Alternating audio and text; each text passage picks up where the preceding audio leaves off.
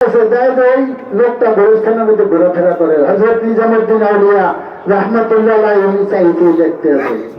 কতক্ষণ পরে দেখলেন যে কয়টা সালাইতে আছে, কয়টা সালাইয়া মহিলার টাইমে উঠেছে, উঠেই ওনারে কি করতেছে, কাপড় বিবস্ত্র করতে আছে। এখন এমন একটা পরিস্থিতি হয়ে গেছে ওনার সাথে জিনা করবে। তখন হযরত নিজামুদ্দিন আউলিয়া রাহমাতুল্লাহ আলাইহি চিন্তা করতেছেন, জীবনে খুব তো 100টা করছি, তাহলে এই শেষ খন্ড উনি পিছন যাইয়া এমন বাড়ি মারছে এক পিটানি সোজা হয়ে গেছে। থালাই খেয়ে আইয়া গাছের বেড়ায় চাহিদা যে গাছে ফল ফুল দেখে যাচ্ছে। উনি যাইয়া হযরত কুতুবউদ্দিন বখতিয়ার কাকি নাম শুনছেন না? হযরত কুতুবউদ্দিন বখতিয়ার কাকি ওনার মাজারে দিল্লিতে, ওনার কাছে গিয়া ঠিক আছে উনি আত্মসমর্পণ করিয়া ওনার কাছে বায়াত গ্রহণ করছেন। বায়াত গ্রহণ করার পরে উনি আপনাকে ওই তালবাদ্য লইছে। হযরত খাজা বাবার একটা পাঠ আসলে সিস্তিয়া তরিকার 126টা লাইন, লাইন কটা? 126টা লাইন সিস্তিয়া তরিকার। খাজা বাবার লাইন কটা? 126টা। বিশাল একটা গাছ, সিটারে অনেক গাছ তৈরি গেছে না? হ্যাঁ গেছে না? মুড়ে সব তৈরি গেছে না? চেতন চেতন শিকার আছে, হ্যাঁ এবং মোটা শিকার আছে, আছে না? এই সমস্ত শিকার গুলো কোন জায়গায়? ওই গাছের গোড়ায়। সমস্ত শিকার কোন জায়গায়? গাছের গোড়ায়। যখন খাজা বাবার লাইন কটা? 126টা, তার ভিতরে একটা হলো সিস্তিয়া নিজামিয়া তরিকা। কি কইছে আমাকে বুঝছেন? সিস্তিয়া নিজামিয়া তরিকা হলো গান বাদ্য। এই সবকটা হলো কোন তরিকার? সিস্তিয়া নিজামিয়া তরিকা। হযরত নিজামুদ্দিন আউলিয়া রাহমাতুল্লাহ আলাইহি ওই আমলে ওই বাদশাহ দরবারে 350 আলেমের সাথে বহস হয়েছে বললইয়া। কি কইছে জানেন বলতেন? 350 ওই জমানায় 350 আলেমের সাথে এই বল নিয়ে বহস হয়েছে, কিন্তু তার সাথে পারে নাই। হযরত নিজামুদ্দিন আউলিয়া রাহমাতুল্লাহ আলাইহির সাথে পারে নাই। পারছে? হ্যাঁ, এটা তো দেখা গেছে আমার বাবা ফকির হযরত এসএম শাহ রাহমাতুল্লাহ আলাইহি, যিনি হযরত আলী হোসেন চিশতির গুরু ওস্তাদ, তার সাথে এরকম বহুত বহস হয়েছে আলেমদের সাথে, আমার বাবার সাথে পারে নাই। কি কইছি দেখবেন? আমার যে বড় ভাই ফকির হযরত আলী হোসেন চিশতি রাহমাতুল্লাহ, উনি যখন তৌকরি খানকা করছে তখন এরকম 200 আলেম একদিকে গেছে আর উনি একদিকে, পারে নাই ওনার সাথে। অর্থাৎ আপনারা যেটা করতে আছেন এটা কোরআনে কোথাও নিষেধ করে নাই, কোরআনে কোথাও হারাম লেখা নাই, হাদিসের বর্ণনা জায়েজ আছে। কি কইছে আমাকে বলছেন? যার ফলে আপনারা যে করবেন এটা তাৎপর্য আছে না? হ্যাঁ, উজু গোসল পাক পবিত্র আছে না? তারা যে এত কষ্ট করিয়া আপনাদের জন্য আমাদের জন্য জিনিসটা রাখতে গেছে, হ্যাঁ আমরা কিন্তু এটা পবিত্রতার সাথে করতে হইবে। ইন্নামাল আমানু বিন্নিয়াত, কাজের সর্বপ্রথম হলো নিয়াত। আমাদের নিয়ত থাকতে হবে আল্লাহ এবং আল্লাহর রাসূলের মহব্বত যেন আমাদের ভিতরে আসে। হ্যাঁ, যারা গান শুনে সঙ্গীত করবেন সর্বপ্রথমে নবীর শান করবেন, নবীজির শান করবেন, যেখানে গাছের গোড়া। হ্যাঁ, এই একবার খাজা বাবার গাউসুল আজমের শান নেবেন। এই ব্যাপারে আপনারা আস্তে আস্তে আস্তে আস্তে অন্য ধারায় চলে যাবেন। টাস্টালি উঠতেই যদি মনে করেন যে বিচ্ছেদে চলে যান বা একটা ঘাট ছেড়ে যান, মূল ঘাটটা যদি ছেড়ে যান, প্রথম কি করতে হবে? কালেকশন লাগাই দেবে না? হ্যাঁ, কালেকশন লাগাইতে হবে, গায়ের বলে কিছু হবে না। কালেকশন লাগাইলে আস্তে লাইট জ্বলবে। আর 2 মিনিট একটু কথা বলি। আমরা হলাম পাক পাঞ্জাতনের অনুসারী। কার অনুসারী? আপনারা জানিয়ে রাখেন, পাক পাঞ্জাতনের অনুসারী। পাক পাঞ্জাতন মানে রাসূল পাক সাল্লাল্লাহু আলাইহি ওয়াসাল্লাম, খাতুনে জান্নাত মা ফাতিমা, হযরত মাওলা আলী কারামাল্লাহু ওয়াজহু এবং ইমাম হাসান ইমাম হুসাইন রাদিয়াল্লাহু তাআলা আনহুমা। এই যে পাক পাঞ্জাতনের অনুসারী আমরা, আমি সর্বশেষ কথাটা বলি, ইমাম পরিবারের রাসূলের আহলে বাইতের পরিবারের সর্বশেষ হলো ইমাম হাসান, ইমাম হুসাইন রাদিয়াল্লাহু তাআলা। উনি যখন কারবালার প্রান্তরে শহীদ হয়ে যান, ওনার শিবিরে লোক ছিল ৭২ জন, ওনার তাবুতে লোক আসলে কয়জন? ৭২ জন। আর ইয়াজিদের শিবিরে লোক ছিল ৩০,০০০। ইয়াজিদের শিবিরে ছিল কত? ৩০,০০০। সর্বশেষ ওনার ভাষণ, সর্বশেষ ভাষণ ৩০,০০০ লোকের উদ্দেশ্যে উনি ভাষণ দিয়েছেন। বলছে, আমাকে তোমরা মদিনায় আমার নানাজি রওজায় যাইতে দাও, আমি কোনোদিনই বাহিরে আসবো না, আমি যতদিন জীবিত থাকবো আমি আমার নানাজির রওজায় আমি থাকবো। বলতেছে না, তা হবে না। এরপরে বলছে যে এই ভিতরে কি আমার নানাজির সাহাবী একজনও নাই? কি করছি বেটা? ৩০,০০০। এর ভিতরে কোরআনের হাফেজ ছিল ২০০ ছিল কি? কোরআনের হাফেজ এই ৩০,০০০ লোকের ভিতরে ইতিহাস বলতে আছে। এর ভিতরে কি আমার নানাজির সাহাবী একজনও নাই? একজন, তার বয়স ৮০ বছর, সে একটু দাঁড়াইছিল, সাথে সাথে তারে গর্দান শেষ, তাকে ফেলাই দিয়েছে। আপনারা যে তরিকে আছেন তালতুলে দিতে চলবে না কিন্তু। এরপরে বলছেন যে এর ভিতরে কি একজনও কি মুসলমান নাই? ৩০,০০০-এর ভিতরে একজন লোক কি মুসলমান নাই? আমাকে যুদ্ধ ছাড়া আমাকে যাইতে দেন, কিন্তু তাকে কিন্তু যুদ্ধ ছাড়া যাইতে দেওয়া হয় নাই। এবং যুদ্ধ করার পরে তার মাথা মোবারক দ্বিখণ্ডিত করা হয়েছে এবং তার মাথা মোবারক সেই বছর গভর্নর ওবায়দুল্লাহর দরবারে নিয়ে রাখা হয়েছে। এবং ওবায়দুল্লাহ ওনাকে নাম নেওয়া ইমাম হোসেন রাদিয়াল্লাহু তাআলা আনহু চেহারা মোবারকের উপরে পিটাইছে, ব্যাগ দিয়ে পিটাইছে, দাঁতের গোড়ায় চাকু দিয়ে খোঁচাইছে। কি কইছি ঘটনা বুঝছেন?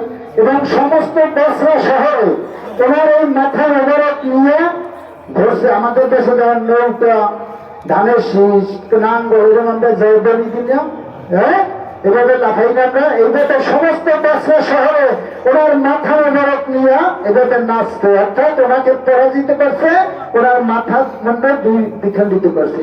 বুঝছেন?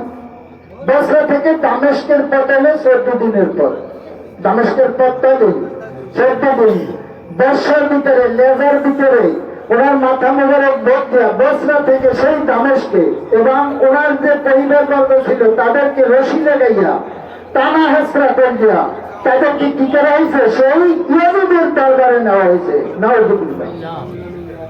ঠিক আছে, আমাদের বলছেন আমরা মুসলমান, আমরা কি মুসলমান।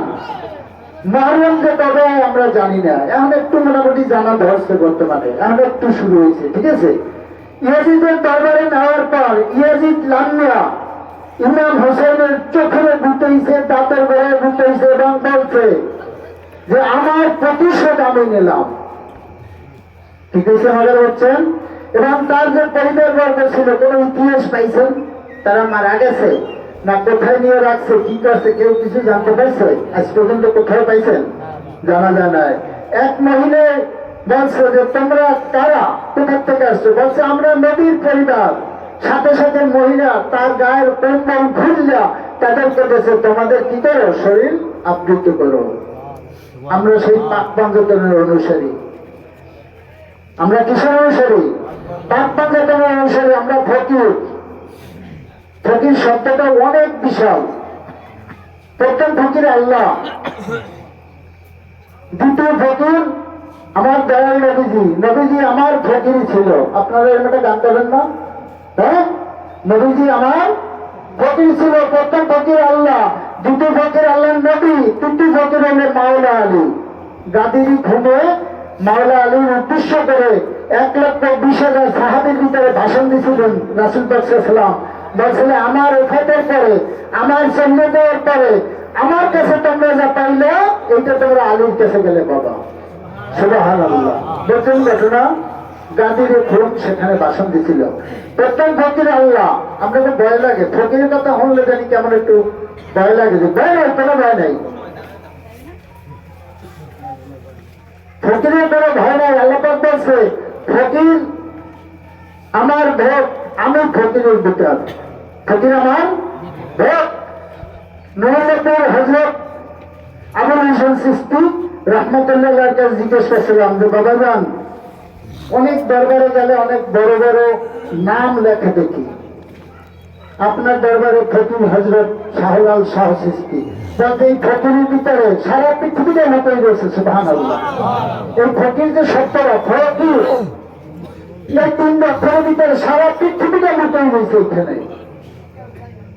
প্রথম ফকির আল্লাহ, দ্বিতীয় ফকির আল্লাহর নবী, তৃতীয় ফকির হলো মাওলা আলী, যাকে আলী করমুল্লা ওয়াজহু বলি। ওয়াজহু মানে চেহারা, কার চেহারা? আল্লাহ চেহারা। ওয়াজহুল্লাহ, আল্লাহ চেহারা, কার চেহারা? একজন আলী করমুল্লাহ যে আল্লাহ চেহারা ধারণ করছিলেন। ঠিক আছে, আমাকে এটা বলছেন, এই জন্য তার নাম হয়েছে কি ওয়াজহু, আলী করমুল্লাহ ওয়াজহু, তারের কথা না কিন্তু। তাহলে আপনারা সেই ফকির। এরপরে আসেন ফকিরকে হযরত মনসুর হেল্লাজ, ফকিরকে আরো একজন রয়ে গেছে হযরত ওয়াইস করণী রাদিয়াল্লাহু তাআলা আনহু ফকির। এরপরে হলো হযরত মনসুর হেল্লাজ, উনি হলো ফকির। এর ফকির হলো কেমন বলো হযরত শাহলাল শাহ চিশতি। আমাদের নরেন্দ্রপুর, আমাদের এই ফকিরি তরিকা আজ থেকে 450 বছর আগে। কোন টাইটিবেলটি কোন জিনিস নেই, টাইটিবেলটি থাকতে কবে খালে হালাই দিতে। হ্যাঁ, আজ থেকে 450 বছর আগে আমাদের নরেন্দ্রপুর এই ফকিরের আবির্ভাব নবাব আলীবর্দী খাঁর আমলে। নবাব আলীবর্দী খাঁ, তারপর নবাব সিরাজউদ্দৌলা চালাই গেছে। আজ থেকে 450 বছর আগে আমাদের এই নরেন্দ্রপুর হযরত শাহলাল শাহ চিশতি, উনি এলে ফকির। এরপর ফকির লোকে জিন্দাবির বাবা গাজী কালু, নাম শুনছেন না তার? হ্যাঁ, এরা এলে ফকির। আপনাদের কোনো ভয় নাই, কেউ কিছু করতে পারবে না যদি ঠিকভাবে ফকির হযরত আলী হোসেন চিশতি রাহমাতুল্লাহ অনুসরণ অনুকরণ করেন। আমরা কেউ কিছু করতে পারবে না। কি কিছু লাগাতে পারছেন? কারণ ফকির পিছনে ফিটার লাগানো আছে, সামনে মেশিন খায়, পিছনে অনেকগুলো বগি থাকে না? হ্যাঁ, তো ফকির কারা কারা আপনারা জানতে পারছেন? আমরা কোনো ভয় নেই। হযরত আলী হোসেন চিশতি রাহমাতুল্লাহ পীর হলো ফকির হযরত এস এম শাহ রাহমাতুল্লাহ, তার পীর হলো ফকির হযরত আবুল হোসেন চিশতি রাহমাতুল্লাহ, তার পীর হলো ফকির ওয়াজুদ্দিন শাহ চিশতি রাহমাতুল্লাহ, তার পীর হলো ফকির হযরত খোদাজান শাহ রাহমাতুল্লাহ, তার পীর হলো ফকির ফেলু শাহ চিশতি রাহমাতুল্লাহ, তার পীর হলো ফকির হযরত শাহলাল শাহ চিশতি রাহমাতুল্লাহ, যিনি নরেন্দ্রপুরে ঢাকা জেলার বহর থানার ওখানে ওনার সমাধি স্থান। আপনাদের কোনো ভয় নাই, কোনো চিন্তার কোনো কারণ নাই। কিন্তু কথা বলেছেন, যে সমস্ত লোকের নাম নিয়েছি তারা আল্লাহ এবং আল্লাহ রাসূলের দস্তদার ব্যক্তি, কিন্তু তাদের অনুসরণ অনুকরণ করতে হবে। হ্যাঁ, সত্য, সঠিক, হালাল, হারাম এগুলো বাচ্চা সুন্দরভাবে পা ফেলাই দেবে। কম খাইয়েন, খানা দানা একটু কম খাইয়েন, ঠিক আছে? এই যে আপনারা আসেন দূর দূরান্ত থেকে, টাকা দিয়েছেন, সময় দিয়েছেন, এই পরিশ্রম করতে আছেন, বসার জায়গা নাই, ঘুমের জায়গা নাই, মনে করেন খাবারের ভালো পরিবেশ নাই, তারপরে যে আপনারা এইগুলো পরিশ্রম করতেছেন, কিছু না কিছু একটা ফল ইনশাল্লাহ আপনাদেরকে দেবে। এবং আমরা যেন সবাই সেই ফলাফল নিয়ে আমরা যেন বাড়িতে যাইতে পারি এবং যাওয়ার মতো শক্তি তৌফিক আল্লাহ পাক আমাদেরকে যেন দান করেন। দল মসজিদের নেক নজরের ভিতরে যেন আমরা থাকতে পারি, ঠিক আছে? ফকিরের দরবারে আইসে বিষ খাইলে মানুষ ভালো হয়ে যায়। বিষ খেলে ভালো হয় না? হসপিটাল গেলে ভালো হয়? ভালো হয় না? ফকিরের দরবারে আইসেন, বেদবি করলে কিন্তু ভালো হওয়ার কোনো উপায় নেই। কোনো ভালো হওয়ার কোনো উপায় নাই, কিছু দেখা যাবে না। এই নদীতে কিন্তু বিশাল কামে বাইকে দিবেন, যারা গান শোনা সঙ্গীত শুনবেন সুন্দর করে বসবেন, ভালো লাগবে না একটা বাড়ি দিয়ে টান টান ওই ঘুমিয়ে যাবেন, খাওয়া কষ্ট করবেন কি জন্য এই যে বৈশাখ, তারে একটা ঠেলা মারবেন, তারে একটা ধাক্কা মারবেন, কোনো দরকার নাই।